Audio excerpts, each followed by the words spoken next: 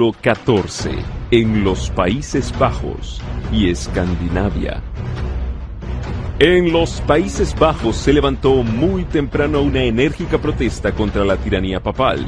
700 años antes de los tiempos de Lutero, dos obispos que habían sido enviados en delegación a Roma, al darse cuenta del verdadero carácter de la Santa Sede, dirigieron sin temor al pontífice romano las siguientes acusaciones. Dios hizo reina y esposa suya a la Iglesia, y la proveyó con bienes abundantes para sus hijos, dotándola con una herencia perenne e incorruptible, entregándole corona y cetro eternos.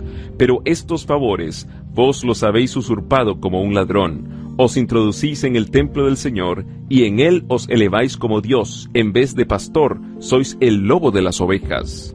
E intentáis hacernos creer que sois el obispo supremo, cuando no sois más que un tirano.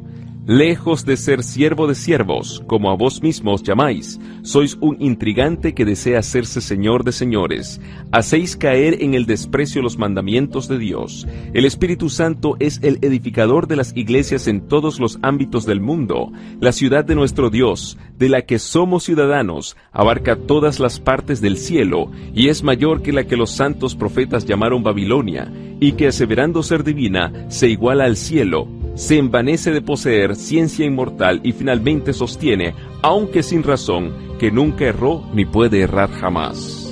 Otros hombres se levantaron siglo tras siglo para repetir esta protesta, y aquellos primitivos maestros que, atravesando diferentes países y conocidos con diferentes nombres, poseían el carácter de los misioneros valdenses y esparcían por todas partes el conocimiento del Evangelio, penetraron en los Países Bajos.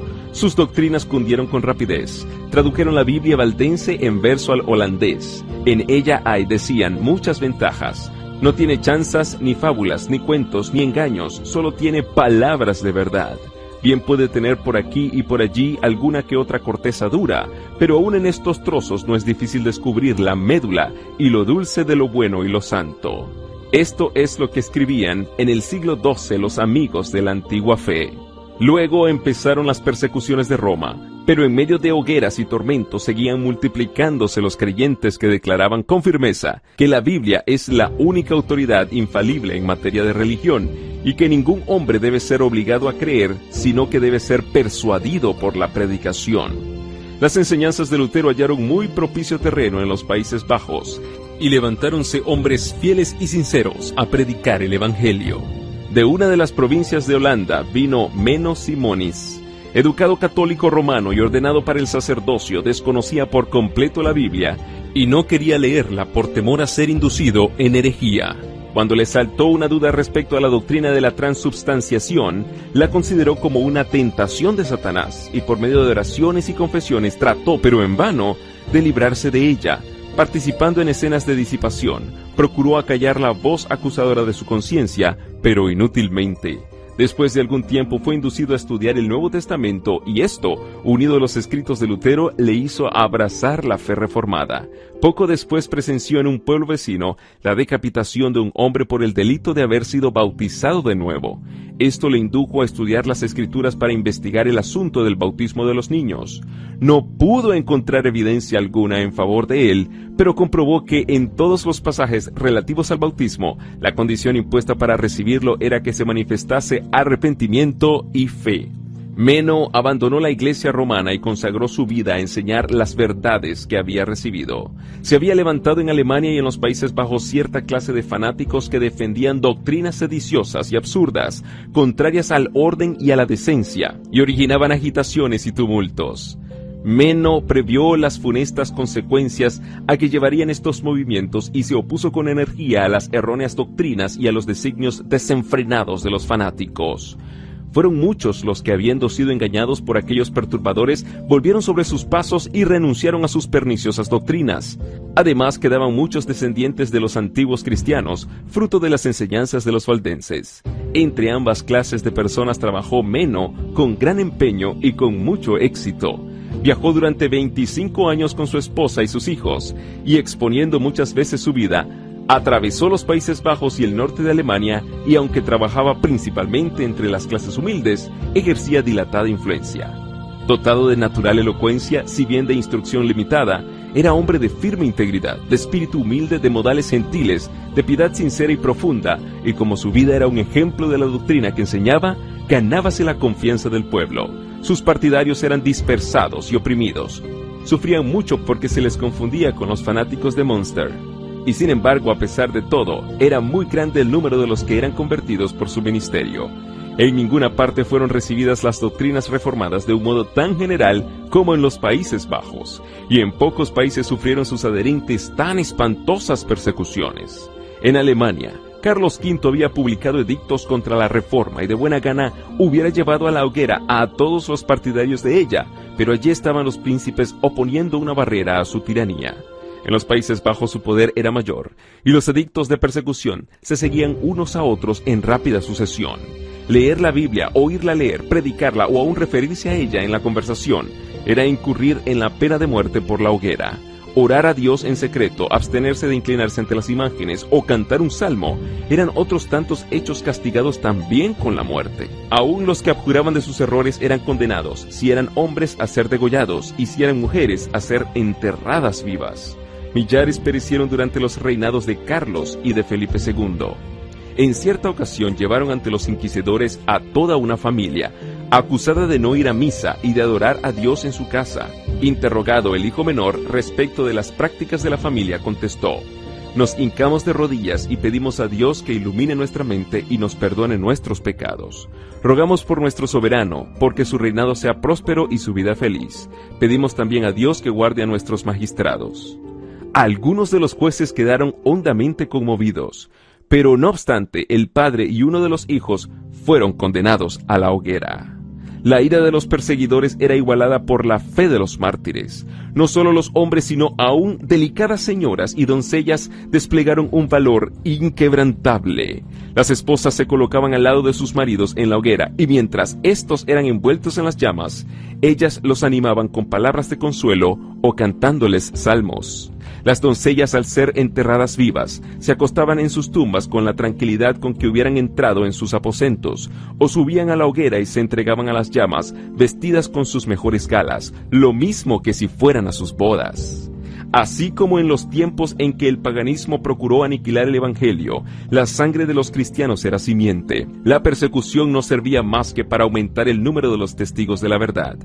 Año tras año, el monarca, enloquecido de ira al comprobar su impotencia para doblegar la determinación del pueblo, se ensañaba más y más en su obra de exterminio, pero en vano. Finalmente, la revolución acaudillada por el noble Guillermo de Orange dio a Holanda la libertad de adorar a Dios. En las montañas del Piamonte, en las llanuras de Francia y en las costas de Holanda, el progreso del Evangelio era señalado con la sangre de sus discípulos. Pero en los países del norte halló pacífica entrada. Ciertos estudiantes de Wittenberg, al regresar a sus hogares, introdujeron la fe reformada en la península escandinava.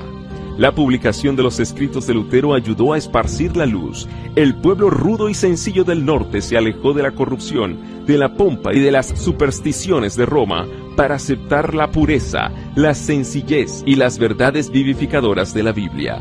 Tausen, el reformador de Dinamarca, era hijo de un campesino. Desde su temprana edad dio pruebas de poseer una inteligencia vigorosa, tenía sed de instruirse, pero no pudiendo aplacarla debido a las circunstancias de sus padres, entró en un claustro. Allí la pureza de su vida, su diligencia y su lealtad le granjearon la buena voluntad de su superior. Los exámenes demostraron que tenía talento y que podría presentar buenos servicios a la iglesia. Se resolvió permitirle que se educase en una universidad de Alemania o de los Países Bajos. Se le concedió libertad para elegir la escuela a la cual quisiera asistir, siempre que no fuera la de Wittenberg. No convenía exponer al educando a la ponzoña de la herejía, pensaban los frailes. Tausen fue a Colonia, que era en aquella época uno de los baluartes del romanismo. Pronto le desagradó el misticismo de los maestros de la escuela. Por aquel mismo tiempo llegaron a sus manos los escritos de Lutero. Los leyó maravillado y deleitado y sintió ardientes deseos de recibir instrucción personal del reformador.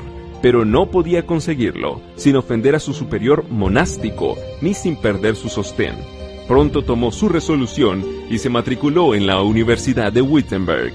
Cuando volvió a Dinamarca se reintegró a su convento. Nadie le sospechaba contagiado del luteranismo. Tampoco reveló él su secreto, sino que se esforzó, sin despertar los prejuicios de sus compañeros, en conducirlos a una fe más pura y a una vida más santa. Abrió las Sagradas Escrituras y explicó el verdadero significado de sus doctrinas, y finalmente les predicó a Cristo como la justicia de los pecadores y su única esperanza de salvación. Grande fue la ira del prior, que había abrigado firmes esperanzas de que Tausen llegase a ser valiente defensor de Roma. Inmediatamente lo cambiaron a otro monasterio y lo confinaron a su celda bajo estricta vigilancia. Con terror vieron sus nuevos guardianes que pronto algunos de los monjes se declaraban ganados al protestantismo. A través de los barrotes de su encierro, Tausen había comunicado a sus compañeros el conocimiento de la verdad. Si aquellos padres dinamarqueses hubiesen cumplido hábilmente el plan de la Iglesia para tratar con la herejía, la voz de Tausen no hubiera vuelto a oírse, pero, en vez de confinarlo para siempre en el silencio sepulcral de algún calabozo subterráneo, le expulsaron del monasterio y quedaron entonces reducidos a la impotencia. Un edicto real que se acababa de promulgar ofrecía protección a los propagadores de la nueva doctrina. Tausen principió a predicar. Las iglesias le fueron abiertas y el pueblo acudía en masa a oírle. Había también otros que predicaban la palabra de Dios. El Nuevo Testamento fue traducido en el idioma dinamarqués y circuló con profusión. Los esfuerzos que hacían los papistas para detener la obra solo servían para esparcirla más y al poco tiempo Dinamarca declaró que aceptaba la fe reformada. En Suecia también, jóvenes que habían bebido en las fuentes de Wittenberg llevaron a sus compatriotas el agua de vida. Dos de los caudillos de la Reforma de Suecia, Olaf y Lorenzo Petri, hijos de un herrero de Örebro, estudiaron bajo la dirección de Lutero y de Melanchthon, y con diligencia se pusieron a enseñar las mismas verdades en que fueron instruidos.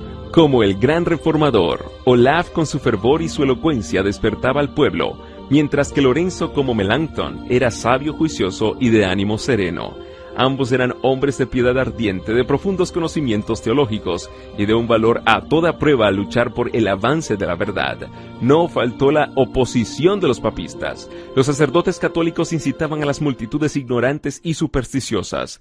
La turba asaltó repetidas veces a Olaf Petri y en más de una ocasión, solo a duras penas pudo escapar con vida. Sin embargo, estos reformadores eran favorecidos y protegidos por el rey. Bajo el dominio de la Iglesia romana, el pueblo quedaba sumido en la miseria y deprimido por la opresión. Carecía de las Escrituras, y como tenía una religión de puro formalismo y ceremonias que no daba luz al espíritu, la gente regresaba a las creencias supersticiosas y a las prácticas paganas de sus antepasados. La nación estaba dividida en facciones que contendían unas con otras, lo cual agravaba la miseria general del pueblo. El rey decidió reformar la iglesia y el Estado y acogió cordialmente a esos valiosos auxiliares en su lucha contra Roma. En presencia del monarca y de los hombres principales de Suecia, Olaf Petri defendió con mucha habilidad las doctrinas de la fe reformada contra los campeones del romanismo. Manifestó que las doctrinas de los padres de la Iglesia no debían aceptarse sino cuando concordasen con lo que dice la Sagrada Escritura, y que las doctrinas esenciales de la fe están expresadas en la Biblia de un modo claro y sencillo que todos pueden entender. Cristo dijo: «Mi enseñanza no es mía, sino de aquel que me envió». Juan 7:16. Y Pablo declaró que si predicara el otro evangelio que el que había recibido sería anatema. Gálatas 1:8. Por lo tanto, preguntó el reformador, ¿cómo pueden otros formular dogmas a su antojo e imponerlos como cosas necesarias para la salvación? Probó que los decretos de la Iglesia no tienen autoridad cuando están en pugna con los mandamientos de Dios, y sostuvo el gran principio protestante de que la Biblia y la Biblia sola es la regla de fe y práctica. Este debate, si bien se desarrolló en un escenario comparativamente obscuro, sirve para dar a conocer la clase de hombres que formaban las filas de los reformadores. No eran controversistas ruidosos, sectarios e indoctos, sino hombres que habían estudiado la palabra de Dios y eran diestros en el manejo de las armas de que se habían provisto en la armería de la Biblia. En cuanto a erudición, estaban más adelantados que su época. Cuando nos fijamos en los brillantes centros de Wittenberg y Zúrich, y en los nombres ilustres de Lutero y Melanchthon, de Zwinglio y Ecolampadio, se nos suele decir que estos eran los jefes del movimiento de la Reforma y que sería de esperar en ellos un poder prodigioso y gran acopio de saber. pero que los subalternos no eran como ellos. Pues bien, si echamos una mirada sobre el obscuro teatro de Suecia, y yendo de los maestros a los discípulos, nos fijamos en los humildes nombres de Olaf y Lorenzo Petri, ¿qué encontramos? Pues maestros y teólogos, hombres que entienden a fondo todo el sistema de la verdad bíblica y que ganaron fáciles victorias sobre los sofistas de las escuelas y sobre los dignatarios de Roma. Como consecuencia de estas discusiones, el rey de Suecia aceptó la fe protestante y poco después la Asamblea Nacional se declaró también en favor de ella. El Nuevo Testamento había sido traducido al idioma sueco por Olaf Petri, y por deseo del rey, ambos hermanos emprendieron la traducción de la Biblia entera. De esta manera, el pueblo sueco recibió por primera vez la palabra de Dios en su propio idioma. La Dieta dispuso que los ministros explicasen las Escrituras por todo el reino y que en las escuelas se enseñase a los niños a leer la Biblia. De un modo constante y seguro, la luz bendita del Evangelio disipaba las tinieblas de la superstición y de la ignorancia. Libre ya de la opresión de Roma, alcanzó la nación una fuerza y una grandeza que jamás conociera hasta entonces. Suecia vino a ser uno de los baluartes del protestantismo. Un siglo más tarde, en tiempo de peligro inminente, esta pequeña y hasta entonces débil nación, la única en Europa que se atrevió a prestar su ayuda, intervino en auxilio de Alemania en el terrible conflicto de la Guerra de 30 años. Toda la Europa del Norte parecía estar a punto de caer otra vez bajo la tiranía de Roma. Fueron los ejércitos de Suecia los que habilitaron a Alemania para rechazar la ola romanista y asegurar tolerancia para los protestantes, calvinistas y luteranos, y para devolver la libertad de conciencia a los pueblos que habían aceptado la reforma.